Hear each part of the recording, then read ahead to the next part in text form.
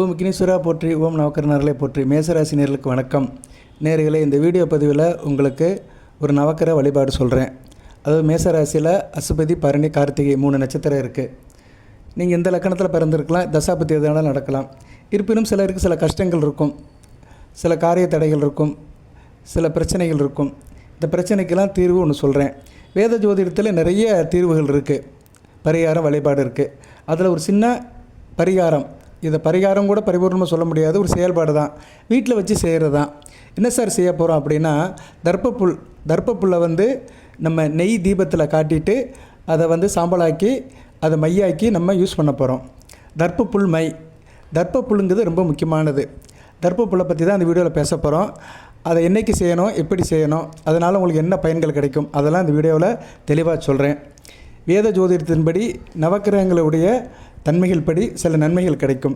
விருப்பப்படுறவங்க இது செய்யலாம், எல்லாரும் செய்யணும் அவசியம் கிடையாது. இதன் மேலே நம்பிக்கை இருக்கிறவங்க செய்யலாம். ஜோதிடத்துக்கும் ஆன்மீகத்துக்கும் சம்பந்தம் இருக்குது, ஆன்மீகத்துக்கும் மத சடங்குகளுக்கும் சம்பந்தம் இருக்குது. பூஜை புனஸ்காரம் எல்லாமே ஆன்மீகம் சம்மந்தப்பட்டது தான். ஸோ வேத ஜோதிடத்தையும் ஆன்மீகத்தையும் நம்ம பிரித்து பார்க்க முடியாது. ஆன்மீகம்னு என்ன, சாமி கும்பிடுறதுன்னு அர்த்தம். சரியா, வீட்டில் சாமி கும்பிட்டாலும் சரி, கோயிலுக்கு சாமி கும்பிட்டாலும் சரி, அதெல்லாம் ஆன்மீகத்தில் தான் சேரும். ஓகே நேயர்களே, எல்லோரும் பொறுமையாக வீடியோ கேளுங்க, சப்ஸ்கிரைப் பண்ணுங்கள், லைக் பண்ணுங்கள். எது சந்தேகம் இருந்துச்சுன்னா கமெண்ட் பாக்ஸில் சொல்லுங்கள். ரைட்டு. இப்போ தர்ப்பப்புல்லை வச்சு தான் இந்த காரியம் பண்ண போகிறோம். இது ஒரு நல்ல ஒரு புனிதமான காரியம். சரியா நேரில் வீட்டிலே செய்யலாம். இதுக்கு எதுவும் தோஷம்லாம் கிடையாது. எந்த தோஷம் இருந்தாலுமே அதை சரி பண்ணி விட்டுரும். ஏன்னா தர்ப்பப்புல் ஒரு அக்கினி கர்ப்பமானது. இது நெருப்பு வடிவமாக பார்க்கப்படுகிறது. தர்ப்பப்புல் மத சடங்குகளுக்கு பயன்படுத்தப்படுகிறது. நம்ம திருமணமாக இருந்தாலும் சரி, மற்ற எந்த விசேஷமாக இருந்தாலும் சரி, நல்லது கெட்டது எதாக இருந்தாலும் சரி, அந்த புரோகிதர்கள் தர்ப்பப்புல் யூஸ் பண்ணுவாங்க. தர்ப்பப்புல் ஒரு காலத்தில் அஸ்திரமாக இருந்திருக்கு. ராமாயணத்தில் ராமர் இதை அஸ்திரமாகவே பயன்படுத்தியிருக்கிறாரு. அப்பேற்பட்ட தர்ப்பப்புல் தீய சக்தியை வீட்டுக்குள்ளே நுழைய விடாது. அது மாதிரி தனி மனிதனுக்கும் தீய சக்திகளை உள்ளே நுழைய விடாது. இப்போ திருமணம்லாம் நடக்கும்போது பார்த்திங்கன்னா தர்ப்பப்புல்லை கையில் மோதிர விரலை கட்டுவாங்க. சில விசேஷத்துக்கு தர்ப்பப்புல் மோதிர விரலை கட்டி விடுவார் அந்த கோயில் குருக்கள். எதுக்கு சொல்ல வரேன்னா, அந்த புரோகிதர் ஏன் செய்கிறாருன்னா, அந்த நல்ல சமயத்தில் சில தீய சக்திகள் நம்மளை நாடக்கூடாது, அதுக்காகத்தான் தர்ப்பையை கையில் கட்டி விடுவாங்க. அப்பேற்பட்ட தர்ப்பப்புல் வீட்டுக்கும் நாட்டுக்கும் நல்லது, தனிப்பட்ட மனிதனுக்கும் நல்லது. தர்ப்பப்புல் இருக்கிற இடத்துல பாம்பு வராது, தர்ப்பப்புல் இருக்கிற காட்டுக்கு பாம்பு வராது, விஷமுறை உள்ளது. அதுபோல் தர்ப்பப்புல்லுக்கு கதிரியக்கம் உண்டு. எக்ஸ்ரே கதிர்களை தாங்கும். எந்த கதிர்வீச்சு இருந்தாலும் அதை தாங்குகிற சக்தி தர்ப்பப்புல்லுக்கு உண்டு. அதனால தான் சந்திர கிரகணம், சூரிய கிரகணம் நடக்கும்போது வீட்டில் நம்ம சாப்பாட்டு பொருள் மேலே தர்ப்பப்புல்லை போடுறோம். அந்த கிரகணம் நடக்கும்போது அந்த கதிர்வீச்சு உணவுப் பொருளை படக்கூடாது, அதனால் அது விஷத்தன்மை அடையும். மனிதனுக்கு எதனாச்சும் பிரச்சனை வரும், உடல்நல பிரச்சனை வரும். அதுக்காகத்தான் நம்ம பாத்திரத்துக்கு மேலே அதெல்லாம் போடுறோம். உணவுப் பொருட்கள் இருக்குன்னா அதை மூடி அதுக்கு மேலே தர்ப்பப்புல்லை போடுறோம்.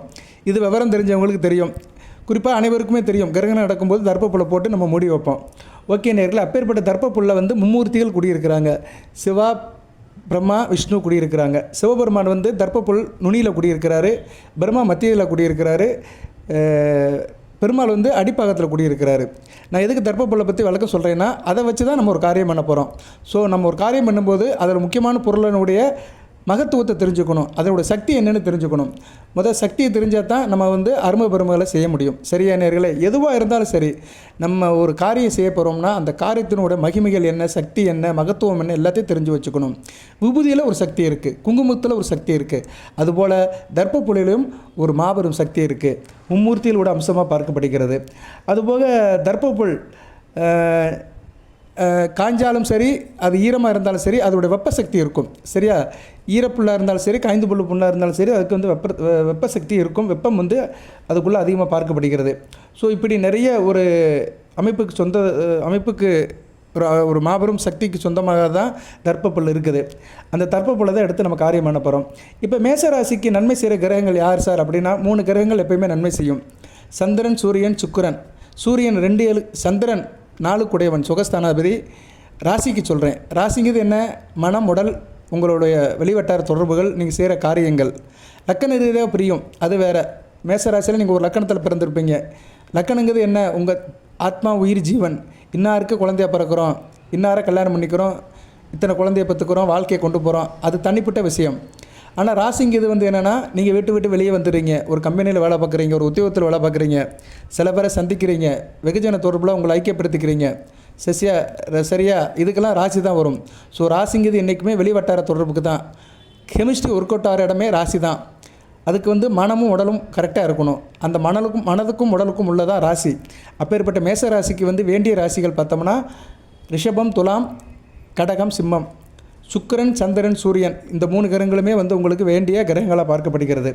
அப்படி பார்க்கும்போது சுக்கிரனுடைய ஆதிக்க எண் 6, சூரியனுடைய ஆதிக்க எண் 1, சந்திரனுடைய ஆதிக்க எண் 2.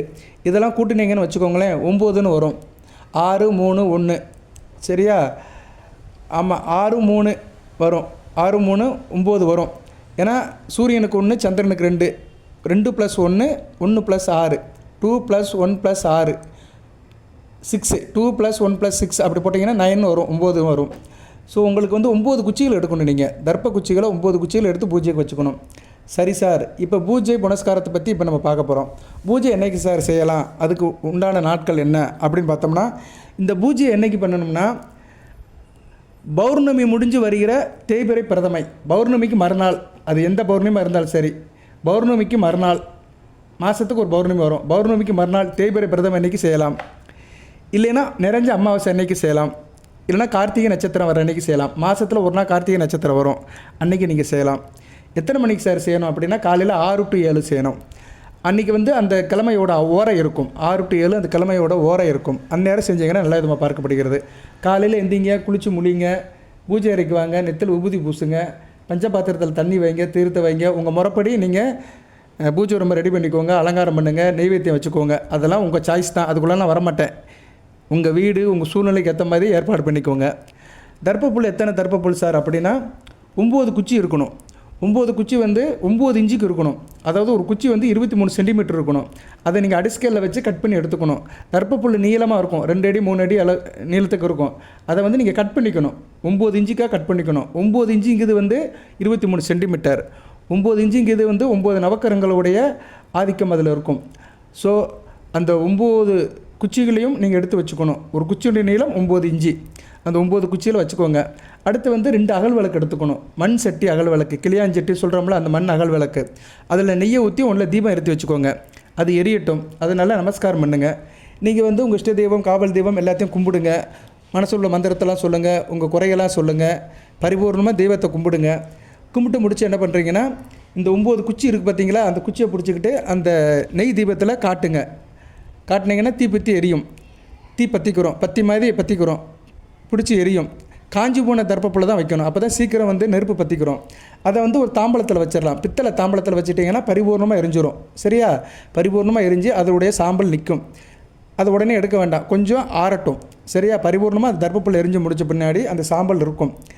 இது வந்து என்னென்னா சாதாரணமாக சொன்னோம்னா வீட்டில் பற்றி கொடுத்துற மாதிரி தான். பற்றி பொருத்தி முடிச்சிட்டோம்னா அந்த சாம்பல் கீழே விழுதில் அதை கலெக்ட் பண்ணுற மாதிரி இந்த தர்ப்பப்புல்லை நம்ம வந்து பற்றி மாதிரி பொருத்தி வச்சு அந்த சாம்பலை கலெக்ட் பண்ணுறோம், அவ்வளோதான், சேகரிக்கிறோம், அவ்வளோதான். அந்த சாம்பலை எடுத்து என்ன செய்கிறோம்னா இன்னொரு கிளியாஞ்சட்டி இருக்குல்ல, அகல் விளக்கு இருக்குல்ல, அதில் போட போகிறோம். அதில் போட்டுருங்க. கொஞ்சம் போல் வரும், விரலில் எடுக்கிற அளவுக்கு தான் வரும். அந்த இன்னொரு அகல் விளக்கில் போட்டுருங்க. போட்டுட்டு என்ன பண்ணுங்கன்னா நெய் ஊற்றணும். நெய் எதுலேருந்து ஊற்றணும்னா அந்த ஏற்கனவே ஒரு தீபம் எரியுது பார்த்தீங்களா அகல் விளக்கில், அதுலேருந்து கொஞ்சம் எடுக்கணும். விரலை வச்சு எடுக்காதீங்க, சுடும். ஒரு சின்ன ஸ்பூனு இல்லைன்னா ஒரு நம்ம வீட்டில் பஞ்சபாத்திரத்தில் ஒரு கரண்டி இருக்கும், அந்த கரண்டியால் கொஞ்சம் போல் நெய் ஒரு 2 சொட்டுக்கு எடுத்து அது மேலே அப்படியே ஊற்றுங்க. ரொம்ப ஊற்றிடாதீங்க, லிக்விட் ஆயிரும், மை மாதிரி வராது. நெய் அதிகமாகிடுச்சுன்னா உங்களுக்கு வந்து அந்த காம்பினேஷன் கரெக்டாக இருக்காது. அதனால் கொஞ்சம் போல் ஒரு சொட்டு ஊற்றுங்க. அந்த சாம்பலுக்கு ஏற்ற மாதிரி ஒரு சொட்டோ 2 சொட்டோ ஊற்றுங்க. ஊற்றி முடிச்சுட்டு கொஞ்சம் வெயிட் பண்ணுங்கள், ஏன்னா சூடாக இருக்கும். கொஞ்சம் ஆறின பின்னாடி உங்கள் வலது கை ஆள்காட்டி விரல் இருக்குல்ல, அதை பெருவரல் சொல்லுவோம். வலது கை பெருவரல் ஆள்காட்டி விரலால் அந்த மையை வந்து அப்படியே மிக்ஸ் பண்ணுங்கள். சரியா? அந்த மையை அப்படியே மிக்ஸ் பண்ணுங்கள். அது நல்லா கருப்பு கலரில் அப்படியே வந்துடும். சரியா? கருப்பு கலரு அல்லது சாம்பல் கலரில் வந்துடும், கிரே கலரில் வந்துடும். நல்லா பெருவரலால் நீங்கள் அதை நல்லா மிக்ஸ் பண்ணுங்கள். மை மாதிரி இருக்கும், அதை அப்படியே விட்டுருங்க. அந்த விரலில் உள்ளதை எடுத்து நெத்தியில் வேணால் வச்சுக்கலாம். நீங்கள் தலையில் வச்சுக்கலாம், நெத்தியில் வச்சுக்கலாம், உங்கள் சாய்ஸ் தான்.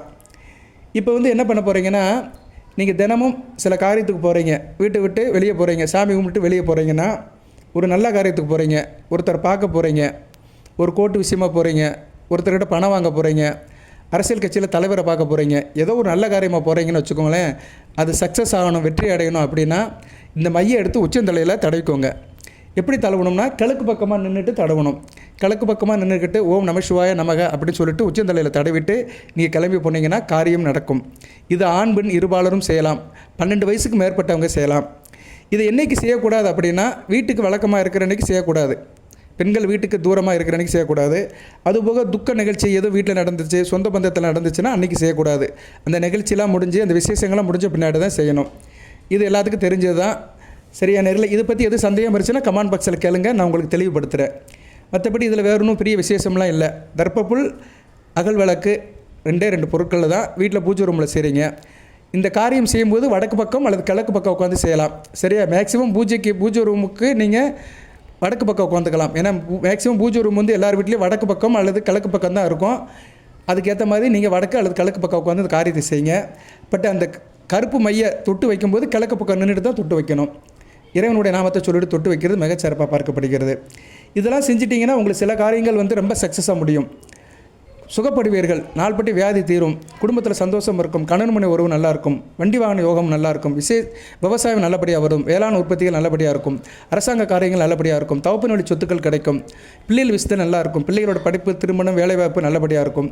அதுபோல் கணவன் மனைவி உறவு நல்லாயிருக்கும். குடும்பத்தில் பணப்புழக்கம் நல்லாயிருக்கும். இன்டகிரேஷன் நல்லாயிருக்கும். சொந்த பந்தம், நண்பர்கள் இவங்க விஷயத்தில் நல்லாயிருக்கும். எல்லாத்துக்கும் வேண்டியவராக இருப்பீங்க. கலை சம்மந்தப்பட்ட காரியங்கள் நல்லபடியாக இருக்கும்.